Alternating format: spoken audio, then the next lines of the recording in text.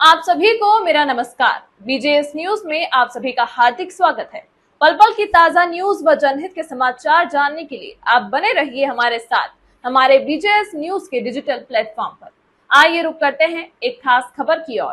राम रहीम बोला, लड़कियों बुरे कर्म की कसूरवार नहीं, आदमी महापाप करता है। वह उसका टाइम था, साध्वियों के यौन शोषण केस में उम्र कैद काट रहा।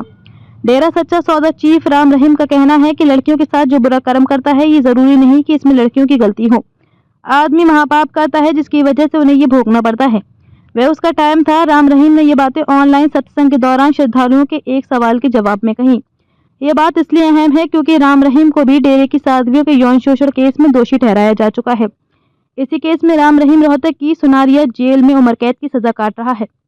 साध्वियों के यौन शोषण मामले से ही 2 हत्याकांडों में भी राम रहीम फंसा, जिसमें डेरा मैनेजर रणजीत की हत्या, साध्वियों के यौन शोषण की चिट्ठी लिखवा लीक करने और पत्रकार रामचंद्र छत्रपति की हत्या उस चिट्ठी को छापने के शक में करने का आरोप है। जरूरी नहीं कि ये उनके कर्मों का फल हो। ये खुद मुख्तारी से आदमी महापाप करता है जिसकी वजह से उन्हें ये भोगना पड़ता है। इसलिए इसमें बच्ची का क्या दोष रहा? करने वालों ने किया, लेकिन उसका टाइम था, उसका वो समय था। मान जी, मैं पंजाब की रहने वाली हूँ, BS पास हूँ और 5 साल से डेरा सच्चा सौदा सिरसा हरियाणा में साधु लड़की के रूप में कार्य कर रही हूँ। मेरे परिवार के सदस्य महाराज के अंधश्रद्धालु हैं। उनके कहने पर मैं डेरे में साधु बनी थी। साधु बनने के 2 साल बाद एक दिन महाराज गुरमीत की परम शिष्या साधु गुरुजोत ने रात के 10 बजे मुझे बताया कि आपके पिताजी ने गुफा में बुलाया है। मैं पहली बार वहाँ जा रही थी, इसलिए बहुत खुश थी।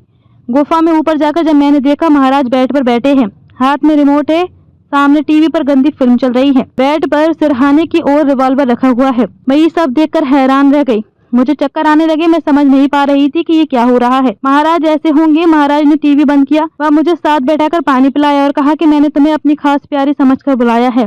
बीजेएस न्यूज आप सभी के उज्जवल भविष्य की कामना करता है। आप सभी स्वस्थ रहें, सुखी रहें।